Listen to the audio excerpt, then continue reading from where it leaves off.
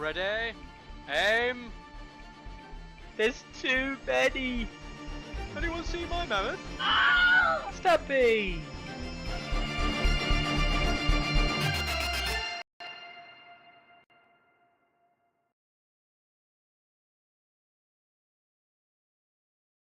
Hello! We're back. I'm back. Carlo's not back. Fuck that guy. But I have got a replacement to Carlo today. Two replacements, in fact. Two people who, if anybody was watching the German Nationals this weekend, you may recognise them. So today we're joined by Ilya. Sat over there. Thank you very much for having me on. First time on Stats, actually, after such a long time. I don't believe... I can't believe that. Yeah, we've known Ilya, obviously, from Tabletop Warden for a long time now. Basically before Tourney Ground even started. Yep. And Ilya's an absolute legend. And above me today, a man who most people don't even recognise and don't even know who this person is. He's unknown in the community. No one's ever heard of him. Do you want to introduce yourself quickly? Yeah, thanks for the chance to make myself known here. So, yeah, I'm Lux. Yes, the infamous Larks. Again, someone that I've been having conversations on and off with for some time. All the way back, again, pre-Tourney Ground, all the way back in NRG 1, right? When you took it to the final against Ariakas and the start of one of the best rivalries in 1.6 that we had in Clarence versus Larks. Absolute legendary rivalry. What was the final result of that back in the Stark Mirror? Because he won the first one, right? Then you won the second one. I don't want to be flexing or something, but I think it was 2-1. Yeah, that's not flexing. That's just being honest, Larks. There's nothing wrong with that, right? So you did beat him, and as we know, I mean, Ariakas is on enough on stats enough. But yeah, so this guy's better than Clarence. He's better than Ariakas. What can we say? That's all that matters. I would love to play against him soon, so maybe that could take him back here. So yeah, so we can say that. Yeah, see that. Ariakas, hit me up. That's what it's about, right? That was like a really weird online dating moment where it's like, hit me up, dude. We haven't spoken in a while. After he kind of threw away the number after the acrimonious breakup that they had when he beat him 2-1. All right then. All right. So, if anybody doesn't know, the main piece of news from this week from Simon is that, well, nothing happened this week for Simon. But we did have, specifically from, Asmodee, right, technically, was the German Nationals, which was, it was an Asmodee event, right, Ilya? Yeah. It was actually the first official Asmodee Germany organized play event since 2019, I think. Yeah. Awesome. So, it's not just German Nationals, right? We talk about German Nationals in a second, obviously, but it is actually an Asmodee play, organized play national event happening. You weren't the only ones there. I caught the stream. There was Legion, quite a large Legion tournament. Exactly. Was there another one as well? There was another game? Armada and X-Wing were also present. Yep. Right, cool. So it was like a big Star Wars fest then, basically. Exactly. We were the only high fantasy guys there, so we kind of, stuck out of the crowd. Everyone was running around with Star Wars t-shirts and stuff, and we were like, okay, we just have normal swords, I guess. Right. That's a really weird thing to come on and admit. I have a normal sword. Anyway. Yeah, awesome. Obviously it's great. And for yourself, Larks, playing in a song tournament, it's not your first time. And going on to, it's weird, right? And we'll come on to it. We've spoke about it before briefly. You kind of won both events, kind of, in that you topped day one undefeated in 4 rounds, and then went undefeated on day 2 with 3 rounds, undefeated again. And thankfully, this is the one thing that I was really thankful for, which we'll talk about in more detail later on. You didn't see any mirror matchups, right? I don't think, which is really important. I think if you're going to go undefeated, it's better for the undefeated player to play against more people, because it means you're getting a much better showing. Whereas if you'd have played like, not saying it could happen, but if you'd have played like 2 or 3 people on day 2 that you'd played on day 1, it was like, that kind of sucks because it's the same matchup again, and you proved that you were better the first time, and it's nice to give someone a second shot, but we also expect the outcome. So yeah, being able to beat, I think it was like 5 in total. I think I counted them up. Ends up being like 5 of the top 8 that you end up matching up against across the weekend, and you beat all of them, obviously. So that's pretty good, I'd say. So Well done. yeah, obviously well done. 'Cause I was really happy to dodge the mirror though. Like there were so many Free Frogs players around, and I didn't technically prepare for it that much. Like I prepared for a lot of stuff, but not especially for the mirror. Mhm. And just relied on having like the best designed mans list and maybe outplay them. So that was my only thing I had up my in my pocket. And yeah, but I was lucky to dodge them, obviously. Maybe. Talk about that mirror in a minute, or later on. But yeah, okay, cool. So I mean, Ilya, I don't know if you wanted to spend some time just explaining the event, and don't have to go into nitty gritties and things like that, but just obviously you can talk about the format if you want. We already knew the rules. If anyone doesn't know, the rules are up here. You can also find them on stats. But the rules of the event and kind of like how you, as like essentially the TO on the day, was like managing it, and I obviously do want to talk about that amazing stream that you guys did, and then we'll talk about Lark's and Lark's lists, I guess. So yeah, go on. Yeah, sure. So I'm not gonna lie. This was the first big tournament I ever organized in my entire life. So I never had any experience beforehand. And yeah, for me it was quite a challenge. I'm not gonna even pretend that it was easy. And it was stressful. Like I slept, I think 10 or 12 hours now after I come back yesterday. Yeah, but I think the most important part to point out here is we received like a huge amount of support from Asmodee Germany. Like a big shout out to the guys, especially to the community manager at Germany, Marco Reinhardt. He was in contact with us the entire time. He was also present during the entire event, and he also congratulated the winners of the tournament in person. So for him, it was like they try to push their systems as good as they can. Therefore, they really dedicated their time and all their resources into this event. Like we felt that, and we really appreciated that. So Marco not only organized like banners, like official banners, he also organized tables. We were in contact with Kraken War Games and in contact with him together so that we can print like exclusive limited print run tactic boards and game mats. And it was awesome. And regarding the structure of the event, we had some guidelines that we had to keep up. Basically the entire thing with we have on Saturday the typical Swiss format, and then on Sunday we have the top cut with 8 players also in the Swiss format.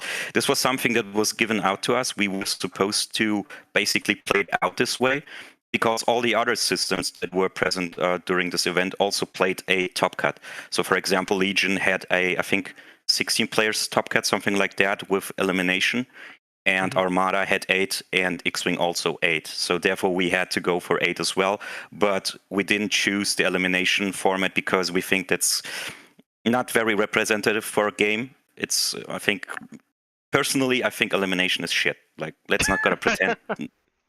Like, if you're facing off against Daniel Larks in the first match in an elimination game, you're out, right? And well, that's kind of, I don't know. I don't want to kick out players. I want to have them like to have the full experience to play out 3 games, gather some experience, try their best, and have a great time. And we also kind of realized that, for example, Legion, when people got kicked out, a lot of people left the venue.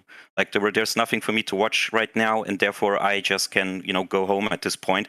But in our case, people gathered around the tables, watched all the games. It was very fascinating to see, and even players from other systems were around those tables, and also the Asmodee employees watched those games. So we were very pleased with how things went down. Actually, yeah. I think I really wanted to pick up on one of the things you said, or a couple of things actually. But yeah, Sure. obviously, like personally, I think elimination has a place. But I think if you're running an elimination style event, you really have to do it up front. And I don't think a nationals type event is the place for that. I think that you can do that if you were running like a 4-round event, maybe, or you wanted to do something with that, where there was something alternative for the day or something. Like for example, the Invitational that Carlo's running at the LGT, that is Swiss. It's not going to be eliminatory, I believe. Or it might be elimination. I can't remember. I don't know. It's not elimination. I'm fairly sure it's Swiss. But it's seeded Swiss for the first round, which you could do for elimination, right? You could do a seeded elimination bracket, and then it would work. But I think you have to have something alternative for players to do, players to play in, like an ELO event, for example, or games, ELO games or something on the side. Because as you say, I think the worst thing you can do is have people like lose their great game one and just go. Yes. And Exactly.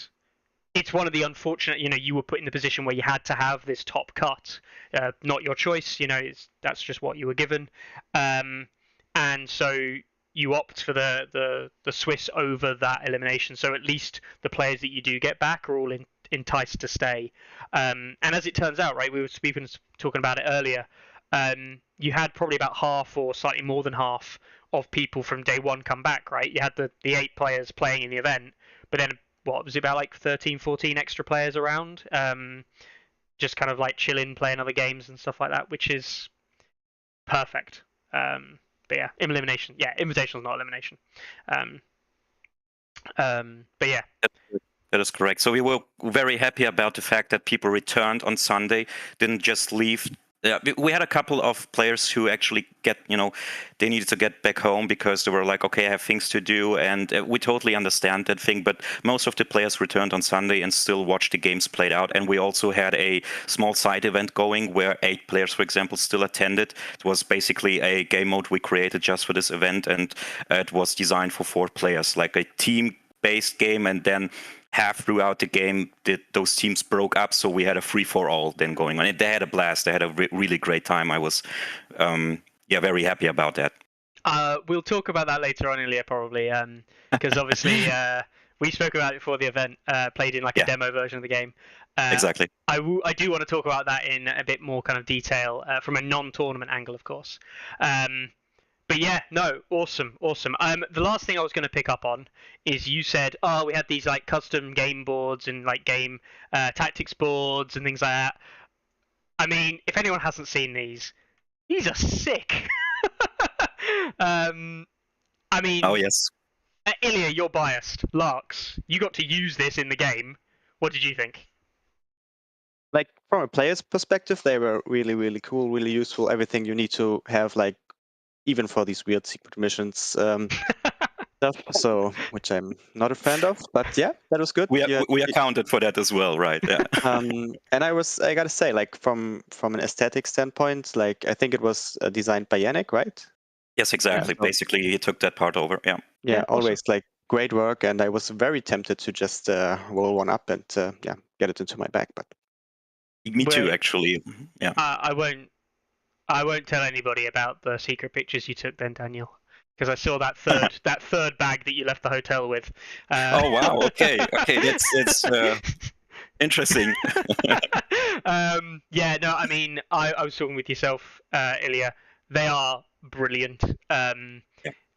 I saw when you put the images up and you said, "Oh, look, we got these." I looked at it and thought, "That's just fantastic." And without to brag here, like those pictures and the stream doesn't even do them justice, in my opinion. Like if you see them if you have them in your hands, the quality is just amazing. They're top notch, and also the colors are bright, and they just look really, really good. And I was glad that they looked that way, because to be completely honest with you, I just saw them like 2 days before the event started, so I was so nervous about all this game ed stuff. I was just happy that those turned out to be in such a great quality. Yeah, and big shout out to Croc and Wargames and Tobias, who's basically the CEO of this company. he just basically told us, okay, you need some game mats, let's design some custom ones. I'm totally fine with that. And yeah, That's I know from a player perspective, and from the community side, and Lark's even saying himself there, he'd love to have one. You obviously want one.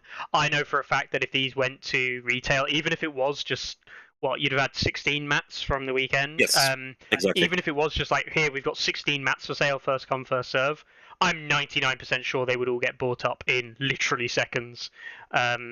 So yeah, I'm kind of convinced as well, because after we showed the first pictures, even people from the US, from the UK, everyone reached out to us and was like, okay, where can I get those mats?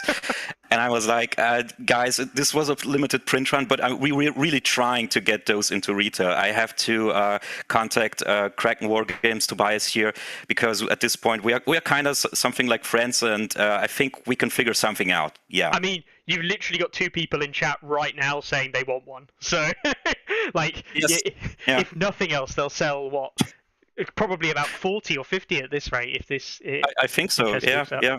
I just hope people don't have a problem with our logo being on there, because, well, it's shameless self-advertisement, but I can you wouldn't have do a right? problem with it on there. And anyway, if I bought one, I'd just get a sticker that said A Song of Ice and Fire stats and like glue it over the top badly. Wow. Okay. Okay. I see where this is going. Okay, gotcha. No.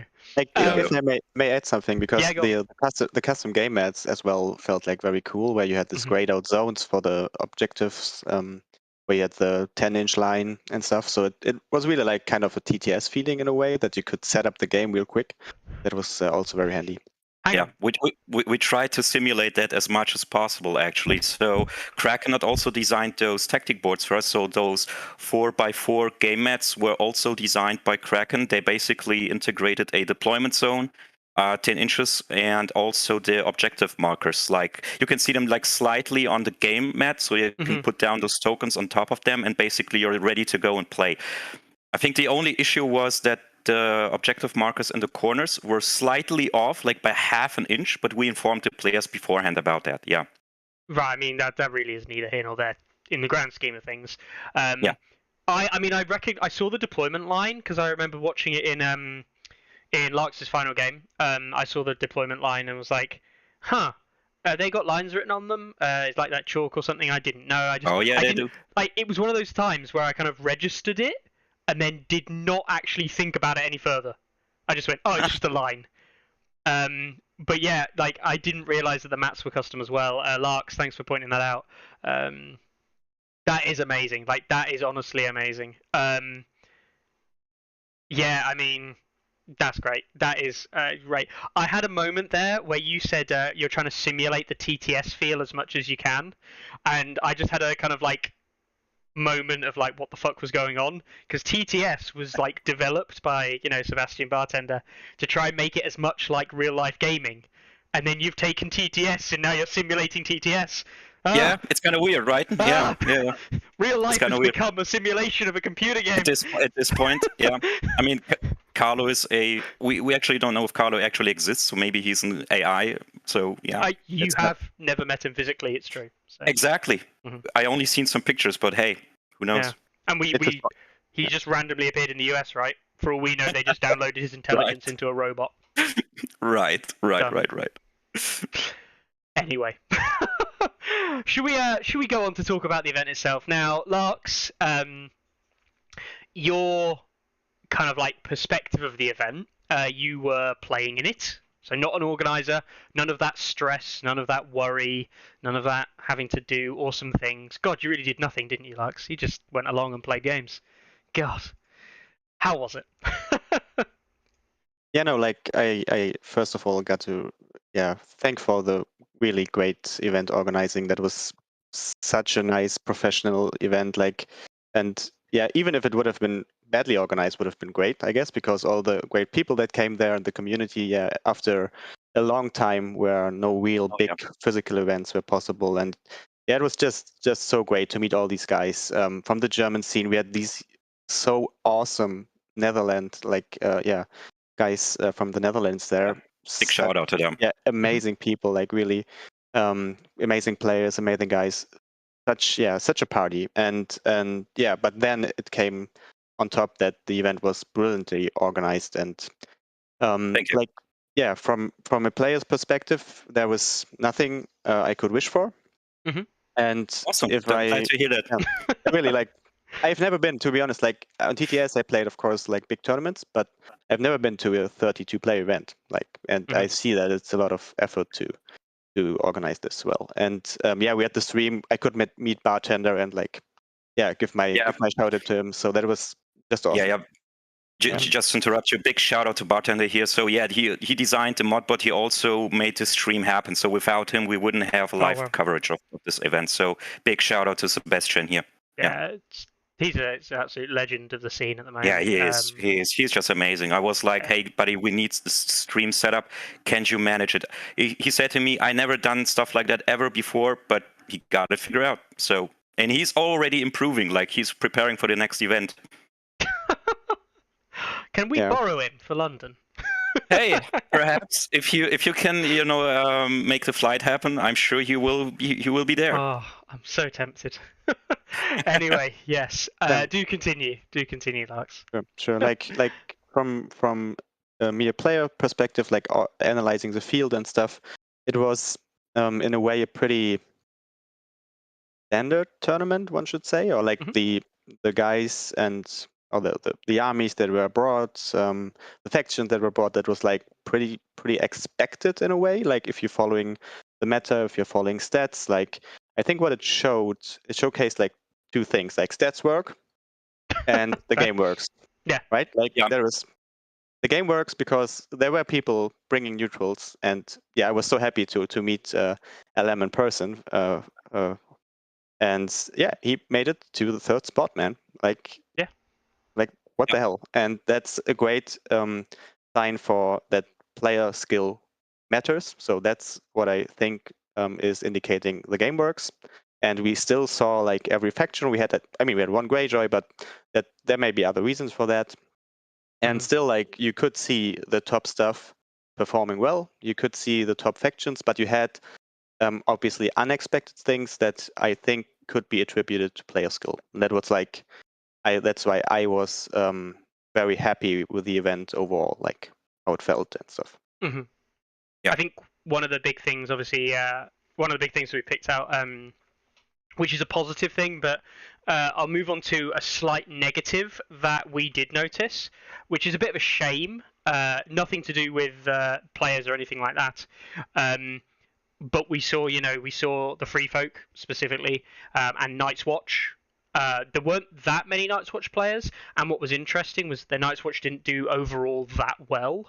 But specifically John, in the shape of Gabrielle, made it into the top 8.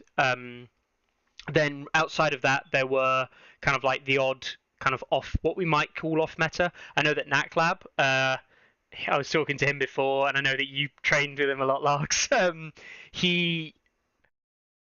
have to give him a shout. I have to say his name correctly because he was teaching me how to say this the other week, or trying to.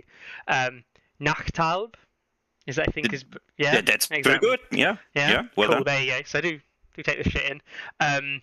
But he lost to a 9 activation Stark list, which uses traps and things like this, which we spoke about on stats like 2 months ago. So I'm sorry for that. But I know that he was looking to do well, and obviously found his misfoots there. But yeah, a lot of the other Night's Watchers we see, I was interested to see that they didn't do as well as we thought they might do, though. And I do wonder if that is kind of like traditional Night's Watch, in that we're seeing them. I think people know that they're good, so people are now preparing for them properly. And so the good Night's Watch players with the good Night's Watch builds can still do okay. But those like medium level players with builds that maybe aren't fully optimized might really, really struggle, because the stuff they're facing into is like designed to counter them. And that's in some ways that's a good thing, right? It's a good thing in the meta that's happened. But it does suck if you're a Night's Watch player. But yeah, I mean, we saw Targs. I mean, Targs, surprisingly, I was really surprised by this. Targs on day 1 had a 71% win rate. I think they are still like the highest. Like, isn't Khal Drogo like from the serious stuff like the highest performing? Yeah. Win rate? Yeah, Like 75% win rate for Drogo. Yep. Which is like great for a commander. And the faction had, it was, I won't say it had low representation like the neutrals and Greyjoys that we saw, but of the non-zero kind of like one-of factions, it was on the lower end of the representation scale, and it still did quite well, which is fantastic. Free Folk were the highest picked. I don't know if that's because Free Folk are good at the moment, or if the player base that you managed to get had a lot of Free Folk players. I don't know. I know that you play. Well, if anyone doesn't know Larks' MO and what he picks, Larks picks whatever he thinks is the strongest, and he's not a power gamer per se that people call power gaming. He just picks whatever's the best because he wants to win events, and he picked Mance, picked Free Folk. Is that because you think they're the strongest? Yeah, but to be fair, like now that I won the Targaryen starter, which I'm really happy about, I own like every faction and I play every faction. So that's one thing I tried to do, like, I don't know, a couple of years ago when I saw that from other players and thought it's a good idea because I want to be like know the game very well. That belongs to being a top player, and so I play everything. And yeah, as you said, like obviously for a tournament like the German nationals, where I gotta be honest, I wanted to win and I tried to and I prepared for, and so I picked what I think is the best. And like I think Mance is the best, so I picked double Mance, double variation. We can talk about that later maybe. And like I do think that Free Folk has the upper end, especially against Night's Watch, if played well, if played correctly. So yeah, and they can deal with everything else basically. They have some troubles in like niche situations and stuff, but you can prepare for it. And if you're aware, if not everything goes wrong, like you always have the chance to win on the day very well. So yeah, that was my thought process. I do think the Night's Watch kind of matchup is by far the hardest. I think it is. I do, and we can talk about it later on a little bit, but I do think it's almost 50-50. I think if it's a John like 9 activation style hunter list against the Mance 9 activation style list, I think it really comes down to obviously player skill. But if we're talking about two very, very skilled players, I think card draw and kind of like dice rolling ends up being the deciding factor, which is fine if both players are very, very good. If the matchup is that close, then that's a good matchup, and it's by far my favorite matchup to play into. I think there's so many levels to it, as you probably know, Larks. There's this surface level, our traps are good against hunters, and then there's this whole other like level of discovery. There's a little bit more to it. Yeah, there's a little bit more to it. Yeah. Yeah. There's like so many levels of like discovery that you go down, and it's like, well, hang on, if my opponent does this in this turn, this is what it means for the rest of this turn, which means I can't play these cards, and there's so many little kind of like shenanigans that happen. To be fair, like I had to prepare for some like even more untraditional things here because I knew like there were at least two very good like Night's Watch players like Nachtalb and even more like threatening from my perspective Gabo, because I met him at Leipzig and I recognized like great guy, great player, nothing to say about like Gabo's really awesome. knows. And like I played then against him with Greyjoys, I think, which I brought to Leipzig, and he beat me with Night's Watch. And then I tried to have a revenge game on TTS with Free Folk, and I won. But like what is he's doing? He's not playing the strictly meta stuff like 9 activation and maybe Othel and so on, but he's bringing 8 and Corrin, and that's like something you don't see that often, and it's like can be a big headache, and he knows how to use them. Like I think especially in the game we had, it wasn't the optimal use. That's given, but he knows how to use them, and that's like something you have to think about as well, right? Because if well used, it can break your neck. Not so much against Free Folk maybe, but still that's something unconventional there. It's certainly be interesting to see it play out a lot more. I'd love to see his at some point. I should see if he wants to talk about it and see how he thinks the list should work out. And kind of like what his thought process going into it is, because it is certainly very different, not something we see elsewhere, and it did prove to do quite well against certainly a lot of the other stuff in the game. So I mean, also wanted to give a shout out to Luke Jansen, LJ or LM, Songwriters on Fire, for running neutrals and, as we spoke about before, making the top 8 cut and coming third in both days. Is that right? Yeah, came third at the end of it, both days. Yeah. 2 losses across the whole weekend. Once against yourself, Lux, in what was a very interesting game, I believe. Was it you? Yeah. No, it wasn't you he lost to in the first day, was it? It was the other Free Folk player, and it was you he lost to in the second day. Second day, yeah. First game of second day. First game on the second day, that's right. Where, yes, you did the whole Mance Raider thing and killed him. But yeah, I mean, well done for that, for taking neutrals as well as he did. Running what is now becoming kind of like somewhat standard. We see Ramsey in Cutthroats, we see Flayed Men, but he also ran a Roost list that had Bolton Bastard Girls, which is a bit different. We don't see the Bolton Bastard Girls come out as often. So that's an interesting take there for the Roost list. And I don't hate it. I understand why the Bastard Girls are in the list for things like token generation. Yeah, I think, you know what? I think it's a positive that we see a neutral player up there. And that leads me into the next question that Lockerbie had asked in chat. Larks, do you think neutrals is a faction? I think if Luke plays them, yes. That is the best, most diplomatic answer we've heard on Tourney Ground for some time. And so, oh yeah, Luke's saying they're roosters for the relentless. Yeah, definitely. And yeah, lost against Timberwolf day 1, but then beat him on day 2, which we'll come on to in a second. So, day 1, 4 games. You gave, was it 2 hours and a quarter or something like that for rounds? Yes. Yeah. That's right. Yeah, 2 hours and 15 minutes for each round. Now, Larks, 2 hours and 15 minutes. Do you think that that's enough time? Do you think it's too long? Do you think you'd want 3 hours? Would you rather play 4 hours? Fuck it, 1 game a day. Yeah, maybe I'm known for being a little bit slow in playing from my old times, but I try to improve. I try to work on myself. I even had a clock with me on the day. I asked like pretty much all of my opponents whether they want to play with clock, but nobody said yes, so I didn't want to pressure them. Yeah. But yeah, I think that was a good time. I think the games would have been a little bit more stressful. I could think of a few games where I myself would have been a little bit stressed, not because of my time, but like my opponent. Like I think I would have been a little bit nervous and maybe would have asked him to play a little bit quicker, and like yeah. So that I was happy how that worked out. Also, we had like a lot of breaks between the games, so we like I think it was very very good how it was designed. Yeah.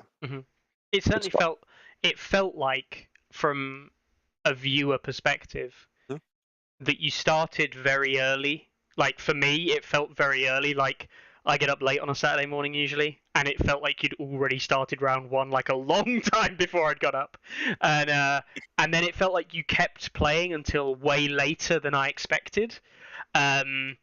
Which is a good thing, right? Sometimes, yeah, it's a bit of a long day, but like having the ability to play these long days and have it kind of like a slower pace is actually a positive thing. You know, if you've got the space and the time to do so. If I can add something to that, because like that was unusual for sure. Like playing until like what 20:30 or something. Like yeah, something around that. Yeah. Normally you are done like 6 o'clock or 6 p.m. like, and that was unusual. And I gotta say, I had to get an extra coffee for the last game on the first day. Yeah, that was cool for sure. It felt cool, but that was something I was feeling on day 2, like to say the least. Yeah, sure. There were a couple of things we had to keep in mind when we designed like the time schedule. So first of all, yes, this is a German national, so a lot of the competitive players will be there, but also new players as well. We actually had some people in the tournament that just bought a starter box because they saw the announcement for this event. Therefore, they got into the game because we actually announced this tournament. So And newer players, they need a little bit more time, so we have to include them somehow into this tournament. We don't want to stress them out. We don't have to be tell them to, hey, play faster and stuff like that, because maybe they still need to learn the rules a little bit here and there. And that is totally fine, because in my opinion, a tournament, like especially such an official tournament, is also supposed to be a living advertisement for this game, right? The community is meeting up, they're meeting each other for the first time. It's a meet and greet for everybody involved. So they are supposed to have a great play experience there, and we don't want to put a lot of pressure on the players. So we try to find a middle ground between including newer players and the experienced ones, and I hope that these 2 hours and 50 minutes would have been enough. And it turns out that most of the players actually felt that this was the case, because we have some that are a little bit slower, they tend to, measure everything out. And this is totally fine. Feel free to do that. And we just try to include them as much as possible there in this time schedule as well. Yeah. Yeah.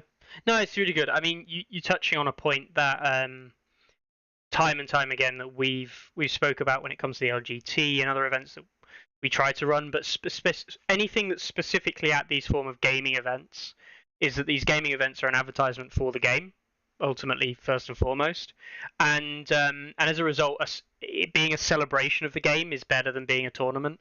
So having people play the game and just doing what is good for the game health is more important than necessarily providing this kind of like very rigorous tournament, That helps if you've got that in place, because then people don't have to worry about, how the hell does the next round work?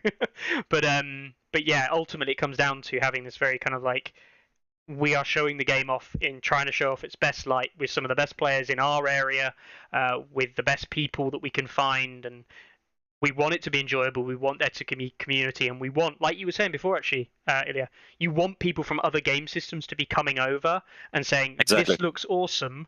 What is it? Yes. Can I play? Yeah. And this was the case, just to interrupt you here, like some Armada players, not Armada, but Legion players actually went over to our tables and were like, can you teach me this game? It looks very intriguing. And yeah, Thomas, who is also, big shout out, by the way, on Thomas, who can't be here right now. He was like, he's the chief of the Bedburger Tabletop e.V., so he basically volunteered to be the grand TO for this event, right? And he teach new players like the game at the event. Yeah, so we got some Legion players actually convinced that this is the better game system. That's what I like to hear. That is what I like to hear. Yeah. So yeah, that's fantastic. That really is fantastic. Cool. So, day one, all round positive. Yeah? Yeah. All round positive. 2 undefeated players at the end of day one. It was Larks and Flixie, Joran, with his Baratheons. We also had LJ, Element Songwriters and Fire, making the top cut with his neutrals. We had a double Khal Drogo, Targaryen player in Gerd, making the top 4 as well. Then finished off, we had Corny, Killerpin, Timberwolf, and Gabbo, with Free Folk Targ, Free Folk Night's Watch, all rounding off the top 8 going into day 2. Was there any seeding going into day 2 or anything, or was it just like, here's 8 players, we'll let it randomly decide who's getting paired? I'm guessing you don't know. It wasn't seeded. It wasn't seeded. No. Right, that's fine. Absolutely fine. No. So, into day 2, and there was no random list changing. People weren't allowed to go home and change their lists. Nope. No. You were supposed to play the list that played previously. No, none of that here. If anyone doesn't know, Gencon is not doing change lists, but it's always nice to get some confirmation. Okay, so we're going to day 2. How are you feeling day 2? You've only got 8 players who are playing games today. As a TO, that's a hell of a lot less to judge, right? Oh, to correct you there. So yeah, we had less, quote unquote, less things to judge, but I was very nervous about that some of those niche cases might pop up. So I was like always like running around the tables, looking out for everybody who has a question. And for me, it was kind of stressful as well. I was worried a little bit, especially because Tarks tend to play Barrister and Zelmi, and this targeting thing is still. It's a pain in the ass. I'm not gonna lie. I hate it. I just freaking hate it. And I wish Simon would streamline those targeting rules at some point so that it would make my life much more easier. Let's put it that way. Oh yeah, I mean, anyone who's watched Tourney Ground the last couple of weeks will know we did when we talked about targeting. It's just terrible. Yeah, I hate it. I know. By the way, thank you, Miki. He also sent me like a document with this, with all those targeting rules that the community basically summed up in one PDF. It's still like a mess. Yeah, it is. Like, it is. yeah. But thank you for that. Go on, Lux. No, I just wanted to say that this episode came in handy, so to speak, like for everyone to just go back at it and refresh the knowledge about the stuff. And so but I think there weren't not that many cases, at least from my games. I had like none, I guess. And what I witnessed, like, not that much, right? Yeah, you're totally right. I think we only had like a couple of questions throughout the entire tournament, actually. Some minor things that people maybe some oversights basically, but nothing drastically important. Yeah. Mm-hmm. Well, that's important, right? That is what's important, is that you're not getting major rules disputes or anything like that, or things where like it's clear that people don't understand what's going on. But yeah, so that's good. All right then. So we're into day 2. Apparently, like Ilya's running around like a headless chicken, making sure people are all right. Larks, you're just rocking up like 11 o'clock, just in flip flops, about to play game 1. Yeah, I've got the setting right here. How did you feel going into day 2? Just out of curiosity, with it being a top 8 cut, going into day 2 that the 3 games you've got are gonna be against good players. You have to go into this day and win everything. There's no, I can accidentally drop a game and maybe still make it in kind of job anymore. You're going out to win all 3 games. How did you feel? Yeah, like from my personal perspective, I was like, okay, I got day 1, nice. But like, what does it bring? Like, I was like, if I wouldn't have made it to the top cut, I would have been like really disappointed, I guess. Mm-hmm. And so that was still feeling good, of course, but I was very anxious, and not so much about like, because from then it meant like I had to win 7 games in a row. That's like not nothing. So, and I was like, I didn't play against either Luke or Jerome, so I was like, maybe the 2 best players like in this tournament I still have to face. So I was like not very confident. I mean, I know that I had a good chance of beating them if I did everything well, if things aligned and stuff, but still I was like, I had a big respect. And then obviously the first game right against Luke, I mean, I know that's neutrals, and I have like from the matchup perspective, from the faction versus faction, I have a big advantage right out of the gate. And then even like it was, I think, Hold and Ready, which even further like 5 objective game mode and stuff, and like So, and he has like 2 cutthroats. So what is his game plan basically? Like, what is he supposed to do in this matchup? But I had big respect.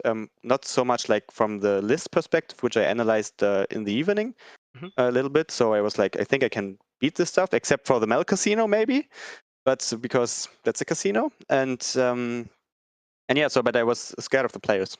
Mm-hmm. Well, that's the important thing, right? Is that we can talk about lists, like we can break down a list analysis all day, and we probably will get along to a little bit of that in a minute. But yeah, it's down to the players and how they play it. It's interesting. I mean, obviously, you ended up playing against LJ in game 1. Then you played Jerome and Felix in the final. Jesus Christ, I just said both of us' name. Right, I'll say that whole sentence again. You played Jerome in the final. You can do it. There we go. And that was obviously streamed on Table 1. And I have heard through various different individuals that were there that apparently like a lot of people were watching that final. It was quite stressful, apparently. There was quite a lot of tension in the air. Everyone was kind of like a bit pent up and a bit shaky, whatever. And I think rightly so. I think everyone was kind of watching it with kind of like, holy shit, no one knows what's going to happen. Obviously he came down with the win. And apparently, when the game was over, I heard that there was applause or something happening. Yeah, if I may describe the scene for you, like, Yeah, go because on. that was so cool. Like, as Ilya described, like, at the start there were like 2-3 people gathering, and then it became quickly. Like, I didn't really recognize it at first because I was tunnel visioning. I mean, there was the stream, there was this insane game mode also on top of everything. Like, why do we have to play Darkwing Duck Worlds in the finals? Like, what? Oh yeah, what the oh fuck? yeah. And like, and then it well, like, I don't know, I don't want to overestimate, but it was like more than 10, definitely, right? Like, there was a couple of guys, and even that was like, for me, my touching moment. There were like 2 guys from the bar who made like the support with drinks and stuff, and they came over like Even a they couple of watched those games, and right? he was one of the first persons sitting down next to the table, and like, Yeah. that was so cool.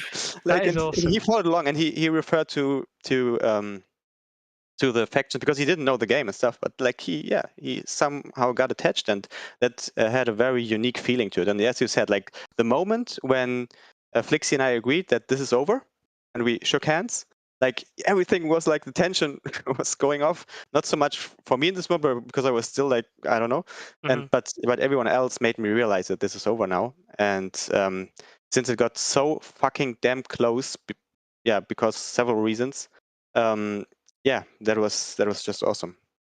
That's awesome. Yeah. Yeah. I mean, I didn't know about the guy from the bar coming over. I think that's actually amazing. Oh yeah. Yeah. He was running around our tables the entire time. Like, I met those guys because I was part of the crew who basically set everything up. And he was like to me, I watched the show. I really liked the show. Is this the game for this show? So, yeah, this is the tabletop miniatures game. He's like, that looks amazing. He never played any game before. And he's like, maybe I will try it out later. Yeah, I had a chat with him. Like, he was a really nice guy. Nothing to do with tabletop or anything. And that was so cool. That is awesome. Like, honestly, I mean, we talk about getting people to, steal them, right? We talk about stealing people from other game systems, and we can talk about Legion players or Armada players becoming Song players. But I mean, somebody who's never played a tabletop game before, to see it, to enjoy what they're watching enough without really understanding it, to sit down, watch, enjoy it, and get that same kind of involvement. I think that's really well done. Not to just you guys, but the whole community. So shout out to yourself, Ilya, and Bartender, and all the people there, and of course the players, Larks, and all the other players. I mean, to be honest, like, nothing happened in the game really, right? From an outside perspective, not knowing the rules, like, what did go? I mean, a chariot moved once, maybe, and then. It was actually at one point watching a chess game being played out, right? But you can feel like the tension, like every move, was it was so tense. It was, yeah. It was interesting. So we'll move on to the lists. There's a list I want you to talk about, Larks, and then a list that nobody wants you to talk about. So we'll talk about the list I want you to talk about first, and that's the Trappers double Raiders with Raid Leader, 1/1 double Chariot, Valcruster. You agree? This version of the 9 activation list. What was your thinking behind this list? Like, I tend to be a little bit complicated in certain situations, like during the game, for example. So what I like to do is like keep other stuff simple. And so what I was thinking about, like, I don't want to think about that long about list picking. And I basically went to it like, okay, we probably have the best men's list here in the game. So yeah, props to you. That's perfect. So I have this one. And like, what do I think? What do I feel it struggles against a little bit? I know you can beat Baratheons, and I know you can beat Lannister with it, but I think like I'm feeling a little bit more confident if I have like something against armor. And like, my game plan strategy that I have with this list is basically simple, like hold the middle with something like a giant. And I know everyone hates the normal giant. I love them. I know that it has its flaws. And like the alternative is Mac, but everyone does it, so I wanted to be a little bit hipster and go for Bruno. So yeah. Well, also, I mean, I think it is actually subtly important because 1/1 allows a 9 activation build, right? Exactly. yeah. I don't want to go in this, like, because the matchups we're talking about is like Barras always, if like good Barra lists tend to bring at least Peter, and against Lannisters you can simply get blocked with Endless Horde. So I don't want to rely that much on Endless Horde. Yeah. And that's why I want to go with a 9 activations into it, and then I have like basically a center with Mance, Wun, 2 raid leaders. That's pretty cool because 1 raid leader will end up in contact with something and something can charge. So that's what I like. And I have my Warcry, that's what I need, and I have 2 chariots that can circle. And that's no joke. Like, I know chariots have a limited use against Baratheons in some cases, can be. I think we saw that in the final as well. But yeah, that's basically my thought process. That worked well. Like it knocked off a 6 field activation, I think, 6 field activations and 2 NCUs. Lannister list, like whole front of heavy metal stuff. Like that worked. And I used it against Luke actually, because it's a similar case because you have Gencon to the juicy like what are they called? Yeah, the Bolton guys. The cutthroats.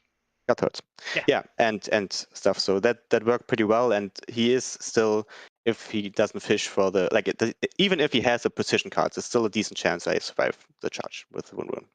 And so yeah, that was my thought process about the second list. Oh, cool. That's good. Go on. I want you to talk about this list. Now, this list, if anyone doesn't know, is Mance Trappers with Naked Trappers, Tormund and then Raid Leader, both in Raiders, Harmer Fens, Chariot, Lady Val, Craster, Ygritte. Anyone who knows, seen Tourney Ground before, know that I've run this list plenty of times, and something that I've discussed in length, but I want to hear your opinion. Why do you think it's good?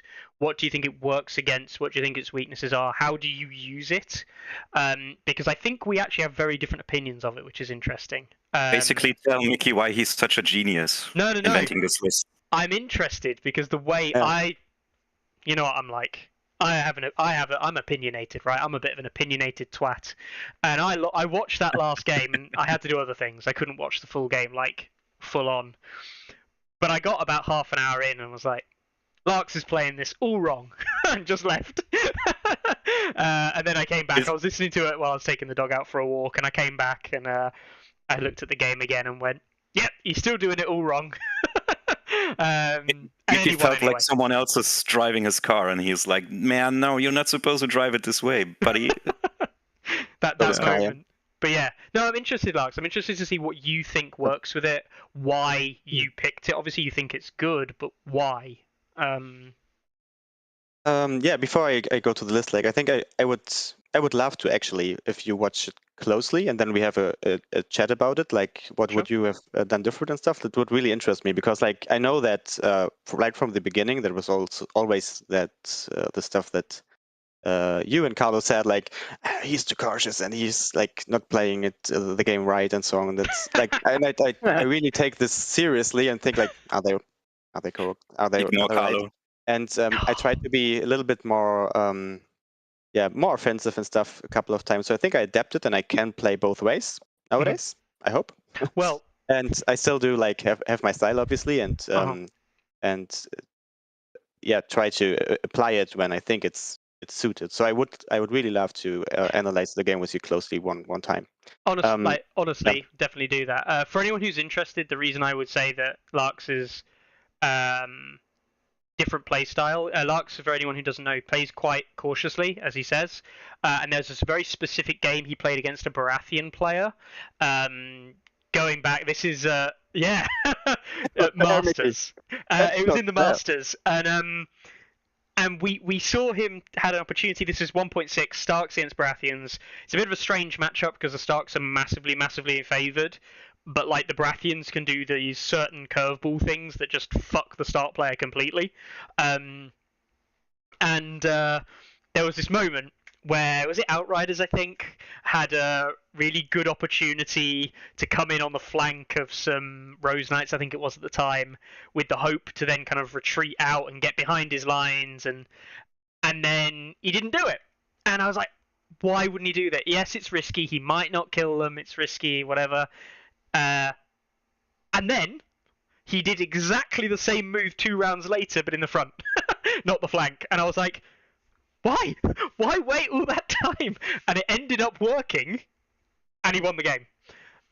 Yeah, that was no moment of glory, I gotta admit. But at the same time, like there's always from the viewer's perspective, Yeah. and I Yeah. also recognize this if I watch games, and I do that a lot actually. Mhm. Like if you don't really are in the situation, if you don't know the hand and stuff, like sometimes it's easier or it's different, like from It's the player's scariest, right, as well, perspective. because if you make that play and it doesn't work out, or the right cards come out for him, Yeah, and like wait 1 round longer for a certain card or something. Like there are subtleties to that. Yeah, But there yeah, are. I know what you mean. Yeah, for sure. Yeah. This was, and big shout outs to George. That was a great game. It was a very good game, actually. It was against George for 3 sales. So yes. Anyway, To the continue. list, yeah.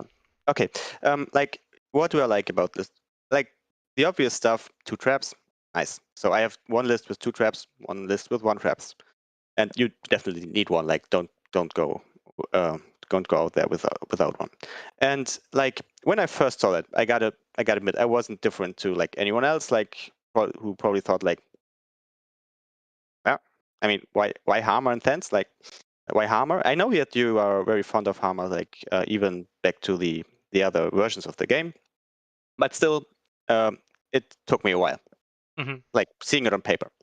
And but one of my principles as a player is like I want to be open-minded. I want to use new stuff. Want to try out. Want to see what the others are doing. So I said like, okay, yeah, it's Mickey, so it has to be something to it, and let's try it out. And because you mentioned it, like driving a car or something, like it was a nice car, and that was like very very clear from right when I went into it, like yeah, right from the beginning. And what I do like is it gives you like armor. I'm not so much of a fan like, oh, somebody triggers Sentinel and then you can charge in and start of the round. You can like do the 5 hits. Like I don't really see great players doing that. I mean, it also prevents them from charging because this would happen. That's great. And like, but I really dig the mobility with a unit that is not a chariot. I gotta say, like that's the big thing for me. Like you can do so much stuff with it. Like the Sentinel, like I'm not hesitating using Sentinel just for the maneuver. Like it's so good. And like the faction identity in general, I think we agree on that, is pretty like reactive. So they like you want them to either lose because they don't do anything, or if they do something, you punish them hard. And like you want to do it like as uncomfortable as possible to do something against you with traps, with movement shenanigans of Iquid, with diversion tactic, with Sentinel, and so on and so on. And like this unit especially pushes the limits of that. And like you have a pretty solid unit there, like from the profile wise, not offensively, but like from a defensive perspective. And you can really, from a deployment perspective as well, like you have something solid that you can put in the way or even not in the way, like in the flank. And I think there's a lot of like the deployment is the hardest thing with this list. Like, do you pair up the hammer on the chariot? Do you not? Like, do you use Torment on the same side, or do you use a raid leader and stuff? Like, or maybe something else. That's what is like my biggest thought process. Like right there in the beginning, I guess. But I would love to hear. Yeah. Very interesting you say that, because I go through the exact same thought process, and I think against every opponent and every list it's slightly different. I almost always know exactly the first unit going down on the board. I know where the second, I know what the second unit will be, and I usually know where it's going down on the board. But then by the time I'm deploying my third unit, I'm like completely in reactive mode, completely into what's the board game, what's the game mode, what's the board state, what's my opponent's lists, what am I looking to do. So yeah. I think as well, I mean, Steve in chat says he thinks Harmer probably allows advance to taunt. Yes, I mean, it's the only time, personally, that you can actually get value out of the taunt mechanic is by having a unit that can march in any direction. Yeah, I triggered it a couple of yeah. times during the tournament, but it did never work. Like they always rolled a 9 or something, and I had no panic token. That was a Who would have shame. thought, right? But what, like, to sum it up, like I feel like the Hammer unit is what Free Folk lacks. Like that's a medium calf unit, Yes. so to speak. Yeah. And they don't have it, and like you designed it there, and that's great. Works. Yeah, no, I think I personally think it's one of the best options available, and much better than a giant for 7 points. So. And I think, like, I think like if you want to perform well in high competitive environment, you don't have to be cocky. Like you have to accept when there's a reality, and so that's what I did.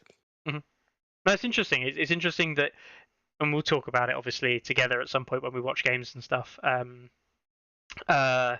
But yeah, I think it's very interesting to hear someone else talk about a list, because when someone talks about a list, and you might know how your list is created, and I recommend, by the way, doing this anybody ever, if you ever play a game, if someone's willing to chat about lists afterwards, chat about them. Like, talk to them about, what about my list did you like? What about it didn't you like? What do you think was a threat? What wasn't a threat?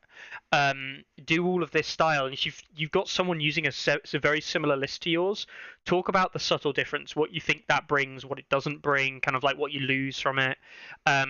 Because that way you might get much deeper feel for a list rather than just, this unit's good, this unit's good, this unit's good. You get much kind of like more carnal interest in how the lists are built. And it is very interesting because you ended up playing in the final one of the only Baratheon style lists that I actually thought was a threat to this list, which is the Casino Mel list with Mel and Jaqen. And to see that you agree, yeah. I do think it's a threat.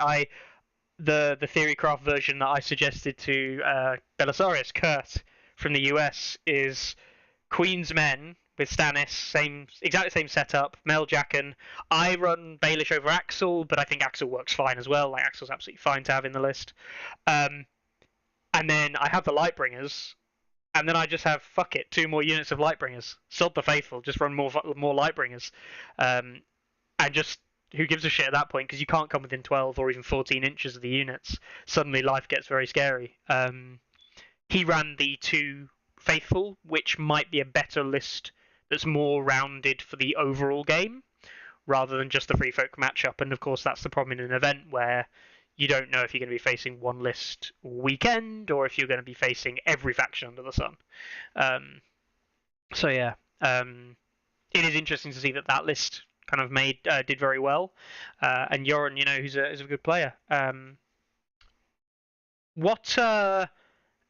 What did you think about the list in the final then, Larks, playing against Yoren's double Mel list? What do you think? Yeah, like it was a little bit of a mind game because like I did break my rule here because I didn't pick my anti-Baratheon list actually. So I picked the man's 5 o'clock, and yeah, the thing is like I was really hoping that he picked his other list, but he's obviously an experienced player and don't bring scav that I can reduce to movement 1. So yeah, too bad. And yeah, because like as you said, that is a threat because he has exactly what I don't want. He has like pressure from distance and something I don't want to simply run into. So yeah, and to be totally frank, like I got freaking lucky in certain situations. Like I won terrain, could place my tree. He decided then not to mirror it. That was his decision. So okay, yeah. So that meant the roll for sight didn't matter because I placed trees on both sides. But like that, we came up in Dark Wings, Dark Worlds was good because I had a couple of chances to block his NCUs. Like that was nice, and I really abused that. We cycled to the deck like 3 times or something. Oh, Jesus Christ. Insanely. Like, Mans basically stood like where he was 5 rounds and always replaced. Like, I played the mission hard because like that was something I was a little bit I think you also succeeded on some Mel bombs, right? As far as I remember. Was that the case actually in the first or second round? I remember Mel bomb that you actually rolled off and didn't receive any damage. Yeah, I was lucky. Like, I was lucky from the Yeah. beginning. I think I could have like tanked it for a while, even if it would have gone wrong. But yeah, I was lucky, and he like even crit failed with a 2 and 3. Oh, 3 jeez. But like, yeah, Took the- I will not complain for sure. But like, Yeah. what I want to say is, before the tournament, that was one of my parts in my preparation. I sat down and said to myself, like, look, you don't like these missions, you don't like Wind of Winter, you don't like Dark Wings, Dark Worlds. You got my ass was beaten by Sir Jacob and other players, which would beat me maybe as well, like not depending on the mission, but especially in those missions. And I went back to school and studied them. I played like, I don't know, 4 games of Winds of Winter before the event and a couple of games of Dark Wings, Dark Worlds, and tried to really understand the game. And that came in handy. And I simply played the mission. I simply played the mission. That was all I did there, basically, and that worked out. And I was happy about, because it felt like I did something, and that was important for my success. Yeah, no, it's really interesting. We don't obviously talk about it enough, really, but like preparing for an event, everyone has different opinions, right? I don't know if playing a lot is necessarily best prep for an event. I think that you can lure yourself into, which is a big problem. If you play against the same players that you normally play against, you'll prep for an event by playing into them and their skews and their abilities, and then you end up going, oh, I can take that matchup, and then somebody else comes along who has a slightly different variation of the list, who's maybe a better player, and they come out and they absolutely stomp your face, and you're like, oh, but I beat this matchup all the time in training, and it's like, yeah, but it's not actually the same matchup. But it's interesting you talk about like preparing by not just playing the same people all the time. It's about playing like a wide range of people. Obviously on TTS, that's easily possible. You get much larger group of people to play against and test against, and prepare against. I played a game against Nachtalb, and he asked me to play the Free Folk into the Night's Watch. He asked for that training. I was like, yeah, sure, we'll go for it. And then I played the game, and it was interesting. I was fucking terrible. I was playing like shit that day, and I got bailed out by some rolls and beat him there. But I was able to turn around and say, look, this is why I think this is what you need to be doing, and this is like what I think works and doesn't. It's very interesting, very interesting, I think. And yeah, practicing for an event like that could be helpful, like specifically people you don't normally play against, who you know are good. But then, as you say there, the tournament prep, I don't think people nearly enough do, is sit down and read the missions, read the cards. We've said it before, just jump onto Stats Builder if you want, or just open up your pack of cards and just literally look through what things do. I don't know, Greyjoys aren't a threat. Let's have a look at Targaryens. What's Targaryen's tactics deck? You. Well, they're not. But you're right. I mean, I know what you're speaking of. Yeah, that's totally fine. We haven't talked about it much at all over the past couple of weeks. Greyjoys are really suffering. They're now down there in the dumps, and I wanted to give a shout out to your Greyjoy player at the event this weekend. The only one, actually. Yeah, the only one attending this entire event. Yeah. You had one Greyjoy player, and it's heartbreaking. It's heartbreaking to see. David Bonner didn't win. He was one of the Europe players, so he tried his best. Yeah. I appreciate that. If he's a new player, he owns Greyjoys, and he wants to go out there and think, I really hope he enjoyed himself. But yes. Oh yeah, he had a blast. He had a great time. He told me. That's what it's about. Yeah. But yeah, I mean, running out there with Greyjoys, not winning any games. Greyjoys is at a 0% win rate across the weekend. It's so sad. It really is. Neutrals so sad. are now a real faction, but I think Greyjoys is debatable at this point. Huh? That's. The funny thing is, I think Greyjoys have some builds that kind of work. Yeah, they have some. Yeah. They haven't really got much else going for them. But yeah, Gypsy sums up. David, what a legend. So, hey, did he get a wooden spoon for it at least? I don't think we had a prize for the last one place, but I gave out some goodies to everyone involved. So yeah, even our one neutral player received a plastic ruler for the neutrals and a dice bag. Yeah. But I didn't have any Greyjoy stuff, so sorry about that.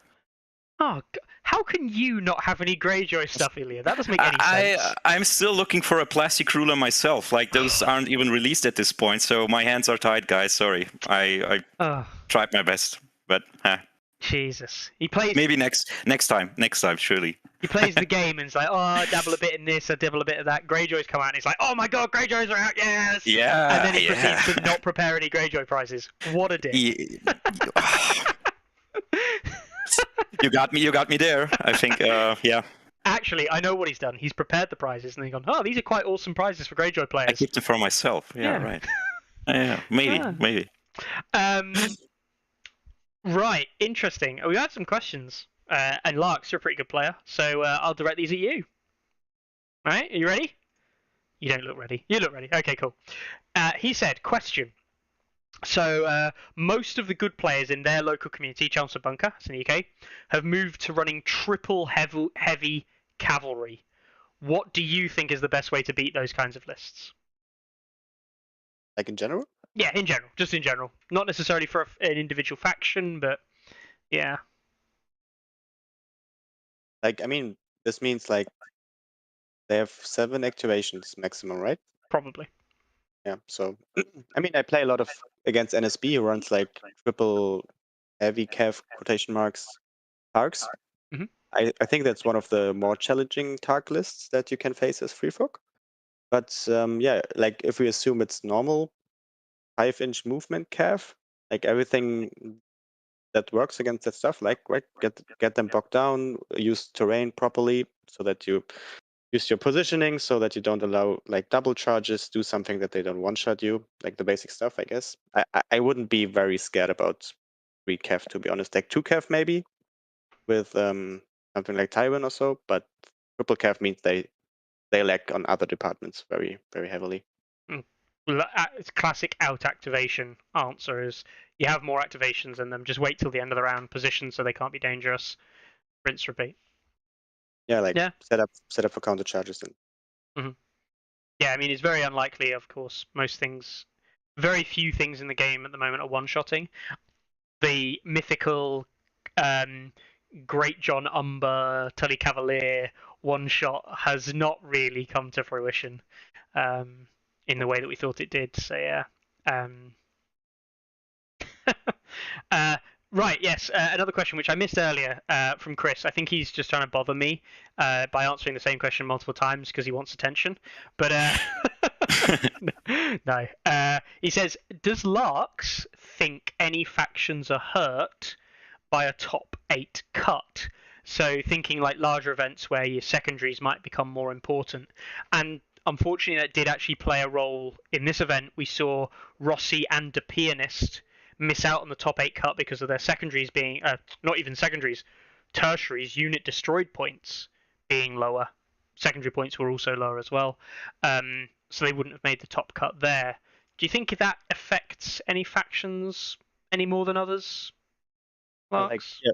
First of all, like yeah, I was very sad about the Pianist only making it to top place 10 because like he's my local gaming partner and a very good friend, so he's dear to my heart. That was sad to see because he won 3 games, but as you said, the secondaries came in. Like obviously, to answer it like in general, but that's obviously a restriction. The tournament had to follow. Like I think that is a problem, and one could say that certain factions are leaning more into games that are closer and not so one-sided, so to speak. Like what you could argue that. I'm not sure whether this is the case. One should I think search for what the data says basically. Like one could see that, but I think one could argue that certain factions are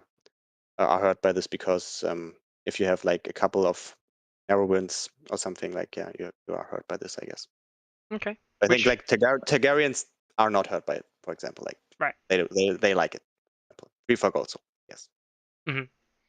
I think the ones that are hurt, right, probably Baratheon, because I think Baratheon play a very grindy game at the moment.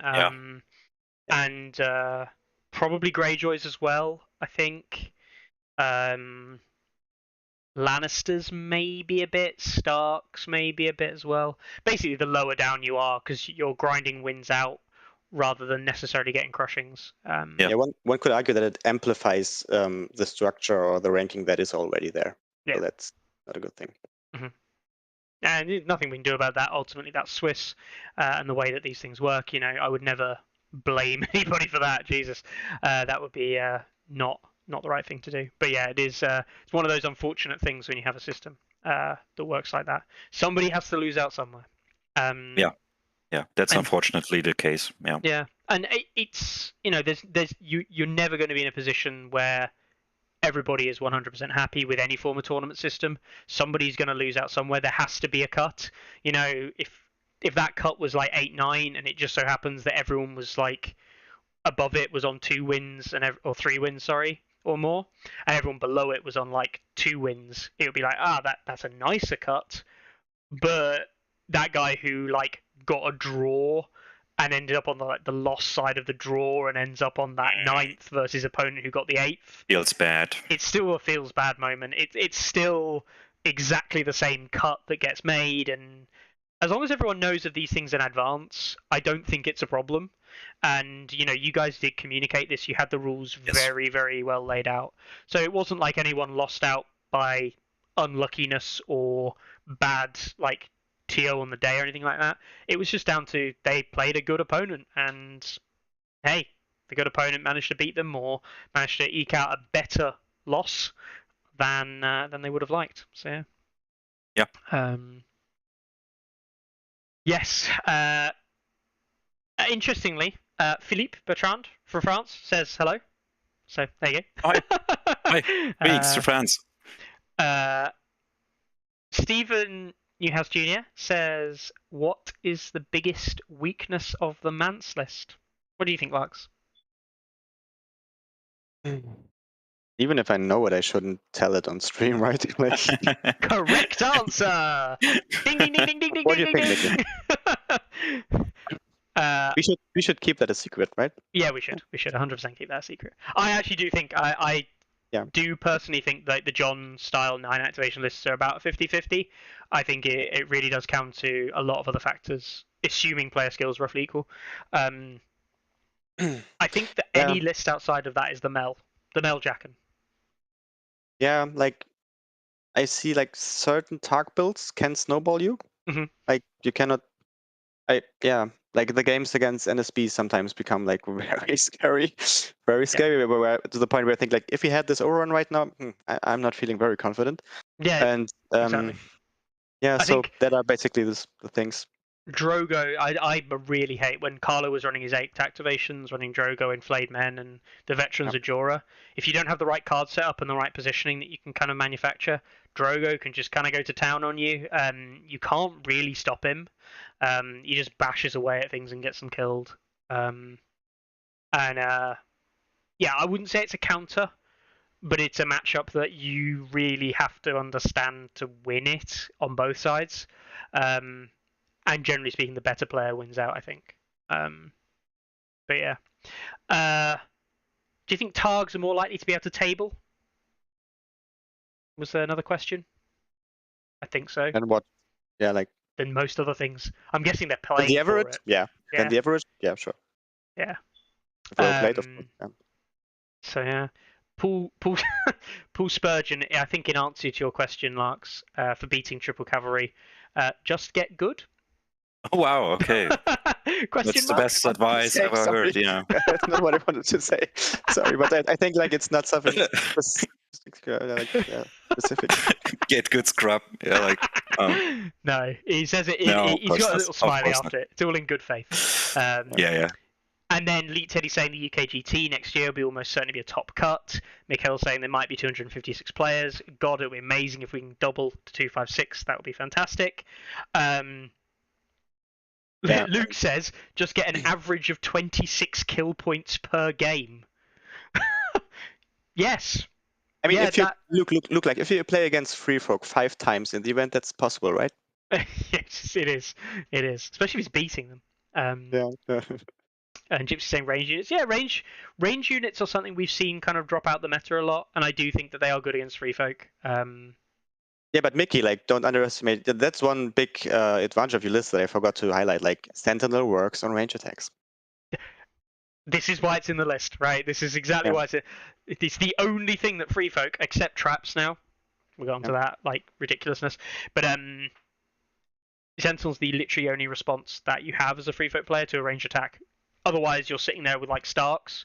Starks, aside from Sentinel, have literally nothing that works against a range attack. You just stand there and take it.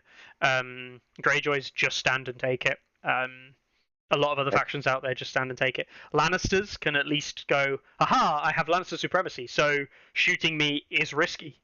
Kinda. When they shoot you and it removes all 3 ranks and you go, oh. Doesn't even matter at this point, yeah. So I'm dead anyway. Oh. They're trying. But yeah. Rust Pucket 34373. Not someone I've seen around here. Welcome. With Mance or your other attachments, are you ever worried about Expert Duelist? Nah. Like, the thing is, if you like, I'm not one of those who places like Mance in second line.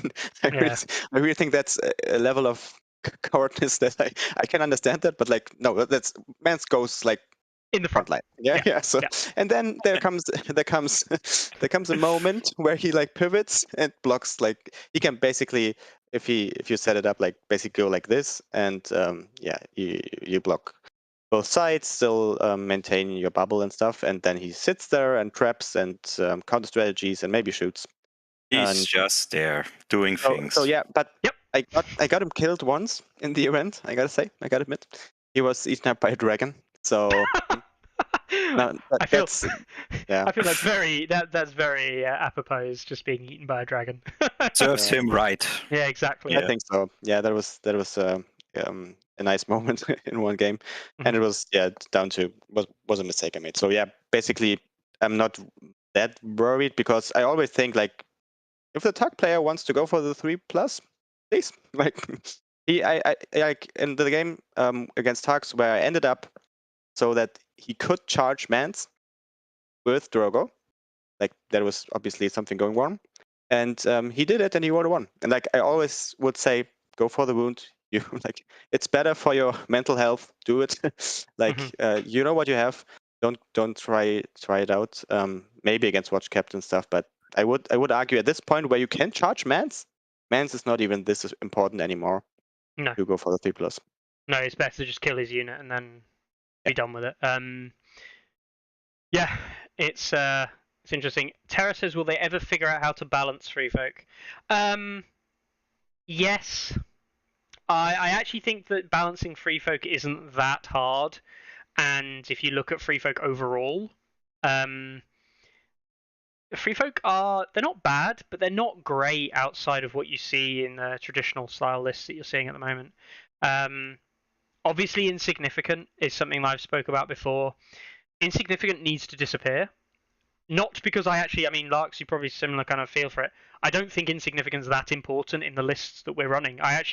It's nice, but I don't really care. I couldn't give a shit if those units give up points or not. It's the cherry on top, basically, I would assume. It's completely extra. But you should get rid of Insignificance on the unit because I don't like, this is a personal thing, it's nothing to do with like power level or anything like that. I don't like that people coming into the game see Insignificant and think, oh, that's ridiculous, I don't get victory points for running it. And then other people playing the game who are relatively new then up doing something like, oh, I'll just run like 7 raiders on the board and you can't get any points for killing me and I just win. And it's like, that's not a good thing for the game. Like, for people and the community, that isn't a positive experience. So, yeah, like, that's why I think it should disappear. Not because I actually think it's that good. Anymore, at least. But, that being said, it does allow you to run, like, 10 activation builds with just, like, stupid numbers of wounds on the board. Block people out of winning. Like, in my opinion, like Insignificant doesn't even make theme-wise kind of sense because if an insignificant unit, for example, scores a victory point, they're literally not insignificant in my opinion. So, It's kind of weird. It's one of those abilities that is for new players. Yeah, that's a bummer. And like to underline your point, not to flex or anything, but like I wanted just to point out that I didn't really profit from the net effect of insignificant. I mean, there are other things you profit from, as you said, because it's factored in the points value and it affects the overall strategy. But like I think on day one I lost like 8 points in units. Yeah, like that's not that impactful. So for the first three games, I didn't lose a single raider unit. And that's not that's how the list works basically, and and so I think, as you said, for the build itself, insignificant is not that important, at least not in the direct effect. No, and even then, like you might lose 1 or 2 units in a game, but if you're playing a game where you're winning, which most games you are winning, from the offset, you're setting out from round 1 to start winning, which is a different matter entirely, which we could talk about till the cows come home. But in those kind of styles of games, you're not going to lose units, and if you are, it's maybe 1 VP, or it's an insignificant unit, it's no VPs. But like it would have only been 1 VP, and when you're winning like 10-2, sure, 10-3 is that much better. So yeah. Hopes internal faction balance will be improved. Yeah. I think we all will. We all think. I think it's generally true of a lot of players at the moment, certainly competitively. The internal balance of some factions is quite good. Like Greyjoy internal balance is probably okay. They're just shit. Baratheon internal balance is actually pretty good, I think. Overall, I think a lot of Baratheon options are available. Outside of a couple of maybe like the new Renly stuff is a bit on the lower side, maybe. Yeah. I think it's up to you guys really. I think Targaryens are by far the faction that's just whack at the moment. Yeah, they're a mess at this point. It's like either you play all those, fully care for dragons, but for example, commander-wise, like you don't see a lot of it. It's always called Drogo, or maybe sometimes Khaleesi, of course, Mother of Dragons, sorry. But for example, Barristan Selmy, like no one even touches those commanders anymore. Grey Worm sometimes, I saw a Grey Worm list here and there, but that's it. I think Mother of Dragons is not there anymore, right? Like, yeah, I think we didn't even have a single list. Yeah. It's like, yeah, it's sad because a lot of options and like a lot of commanders are just shite right now for Targaryens, and they are not a valid option at this point of the game. I mean, it's interesting when we look at Drogo got played twice. Grey Worm got played twice over the event. Of the Targaryen players running him, and Drogo 12 times. Yes. And yeah, it's just obvious that Drogo's better. And it came to the point like when I got the starter set, the Targaryen starter set, I was like, maybe I take Targs to London now, and I thought like I also have like I don't need much to do that, right? Like I have basically everything I have. Like adding neutrals. And you're pretty much set. Yeah. That just feels. Pick up Targ Hero 1 for Barristan Selmy if you want the MCU, and you're done. Maybe Blood Riders, and that's like So that's what feels wrong. Yeah, it does. Exactly. It does feel wrong. But yeah, apart from those, I think Starks are in a weird spot because I actually think Starks are quite internally balanced. Outside of Eddard, Commander maybe a bit above the rest, but the commanders in general are pretty internally balanced. The units generally are, except maybe his House Movement Bruisers. They struggle because the deck's shit. Starks just want to be charging all the time, and games aren't that full of that many charges. So yeah. Anyway, we've moved way off piece there. So that means, Larks, of course, winning the German Nationals. You will be, I assume, at some point, invited to this Worlds event that Asmodee/Simon are organising. In Singapore, I believe. Not Singapore. Thailand. There we go. How do you feel about that? Oh, you don't look like you care. No, I do. No. Yeah, of course I do. Sorry. Yeah, I don't know. Yeah. My face. Sometimes. Yeah, no, I do care for sure.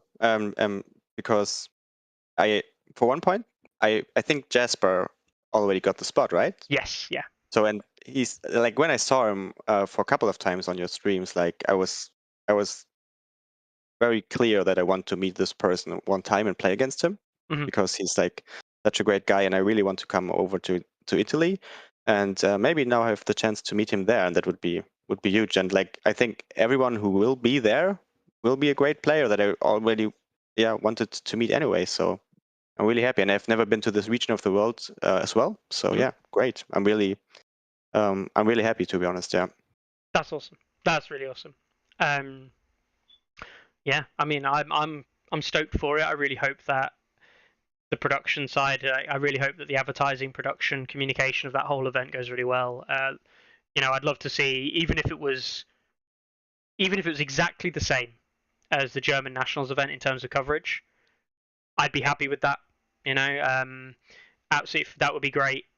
If it's better than that, I'm not suggesting that Simon or Asmodee will do better than that.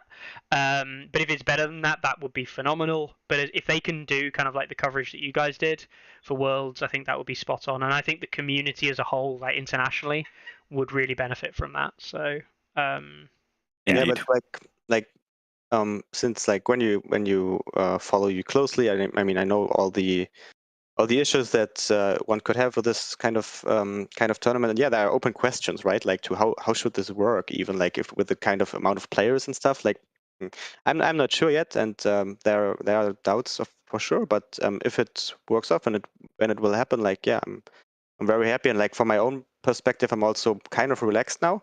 I don't think I will go with the same self-esteem to UK than maybe Carlo went to the US, but but now I'm a little bit, at least I'm a little bit more relaxed and with more peace of mind going over there to meet you. And since I'm under no pressure anymore now, so like I obviously want to compete and want to do my best, but like I'm not opting for the spot. So yeah, I mean that's good, obviously. Oh, it's good news to know that it's pressure off your shoulders anyway. Putting pressure on everyone else now, though. Jesus. Thinking that... I see you there, yeah. Main event LGT, where I'm like, Larks isn't trying, and now I've got to face Larks in the penultimate game to win it. Fuck's sake. Ooh, scary. Scary. No, but we'll obviously see how it comes out on the day. Cool. I know, Larks, that you need to get away, so we'll try and start to bring the episode to a close. Ilya, after all of that, are you happy? I'm more than happy, and I would gladly like to organize the next German Nationals if we get the chance to do so in 2023. Yeah. Yes. I'm more than happy, and it will be even better than this time. Are you gonna? Is there gonna be more player spots, do you think? Yeah, we will try to aim for 64 players. It would be a dream if we even get to up like 100, something like that. Yeah, but 64 is the next goal. Yeah. Awesome. That's awesome to hear. And yeah, do you think you'd like to see some more? Obviously, the guys from the Netherlands came over, which was great. Would you like to see some more international players next year? It was a little bit disappointed that nobody from Poland actually showed up. Like, guys, it's not far away. Like, where the hell are you? Like, huh? Probably playing their own tournaments. They probably have 5 tournaments. They have like those 10,000 events going on themselves, I guess. So yeah, it's busy. So. Yeah. It's all right. It's all right. And I think at one point even the Italians thought about coming over, and yeah. Oh, really? Okay. Yeah. That would have been great. Would have been great. Yeah, maybe next time. So maybe even some people from France as well. Like we attended, Larks, even we did together, right? Tournament, we were there. So maybe some guys from Paris could visit us as well in the next German Nationals. That would be amazing. I think I'll. And you as well. Yeah, I mean, myself and Carlo may be interested, obviously, at some point in making. Right, Mickey. Where the hell were you? I know, right? I'm sorry. I've got a life. I can't just, how dare you? Just swan over to Germany for a things weekend. to do. I know.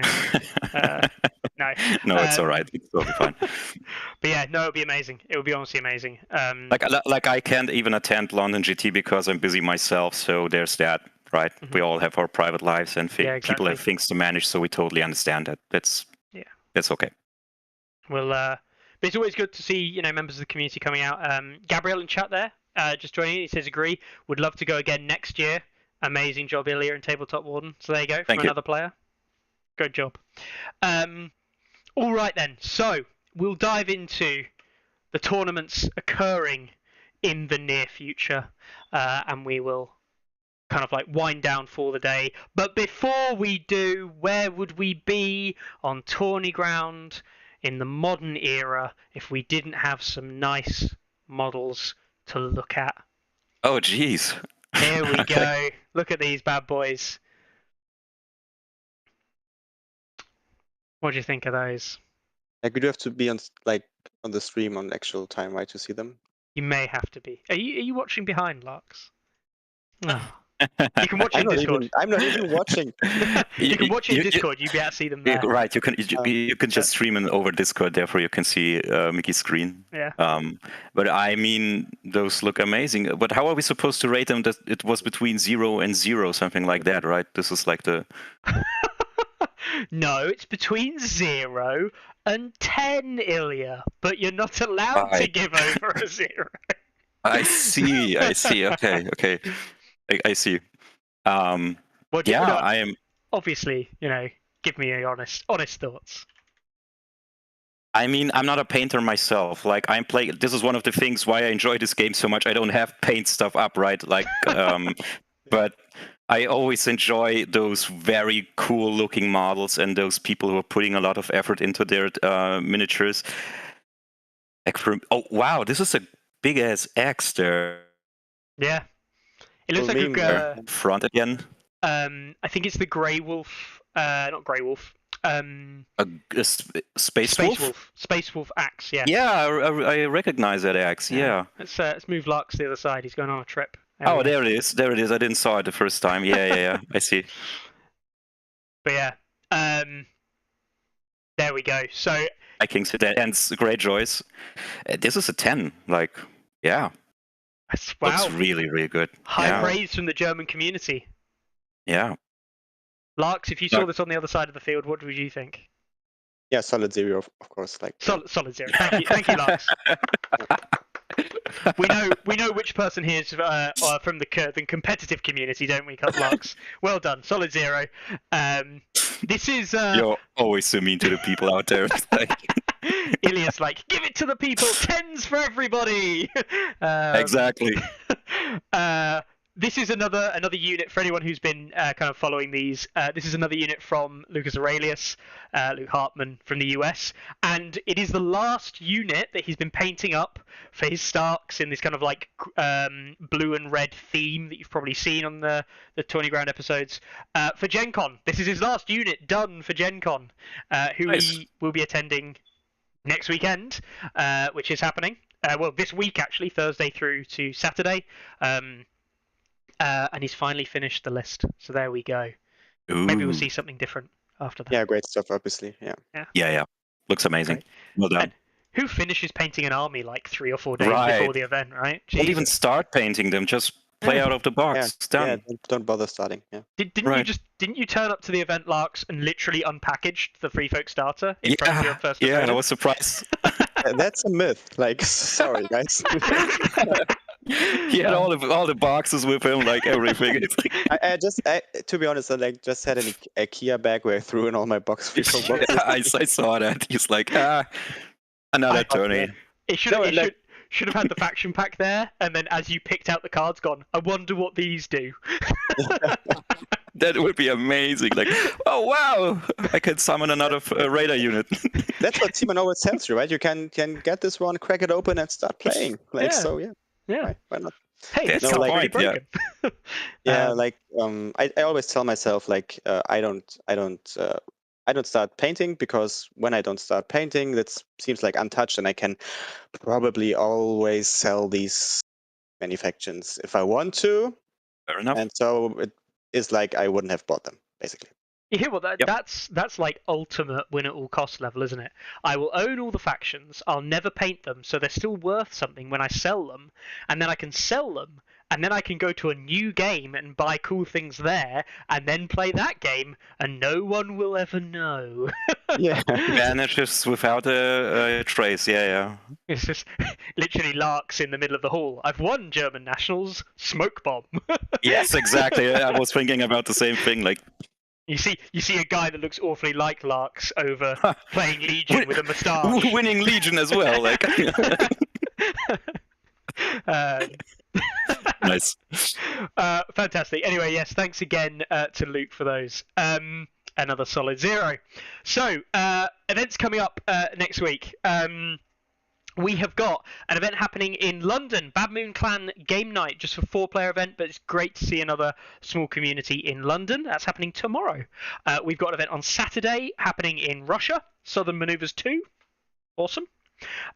Drunken Dwarves Duisburg, happening in Duisburg.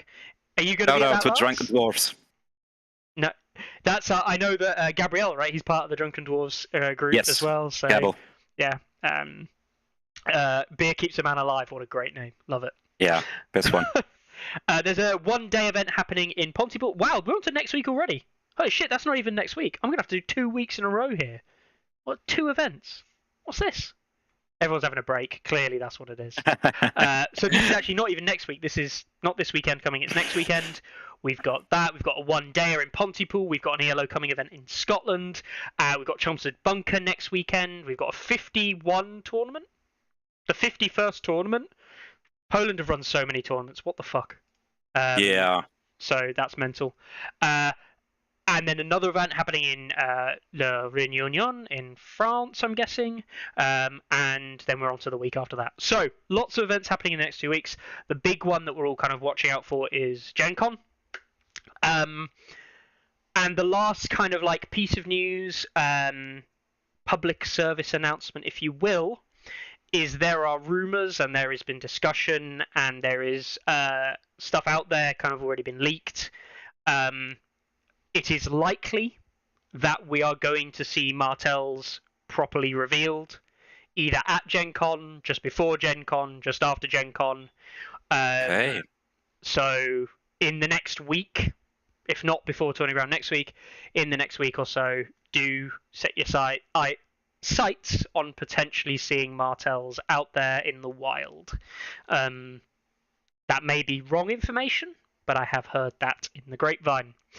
So, I can basically say something as well. I have seen some things, not only for Martells that are upcoming, but I'm not allowed to talk about it because I'm working in a distribution, part of board games and tabletops. But I think it's fair to assume that there will be something there going on at Gen Con. Yeah. That's awesome. That is awesome to hear. All right then. That will call us for this week. Any last words from yourself, Larks? Oh, just thank you guys, because I've never been on here before for all the great coverage week for week. Like such a great factor for the community, man. Like I always enjoy hearing you riding my bicycle to work and stuff. So great job, love you guys, and yeah, and also thanks again for the tournament. Thanks again for the great scene. It's a pleasure to be part of it. Yeah. Awesome. Thank you very much, Larks. And yeah, it's always a pleasure to talk to you. And Ilya, any final words from yourself? Like, I'm pleased to be finally on stats, like for the first time. I always listen to you guys while I'm doing my dishes, actually. So, but no offense. It's like very entertaining to watch you guys ramble on about the current meta and about the releases and so on. So yeah, thank you very much for having me on. And yeah, thank you everybody out there who was attending the tournament in the event, who tuned in actually into the live stream. We were kind of surprised that actually some people from the US, from France also turned in. Very big shout out to those guys. Thank you for supporting us, and I hope next time we will have an even bigger audience. And we also try to answer and involve people from around the globe, and talk to them in English and stuff like that. So yeah, there's that. Thank you.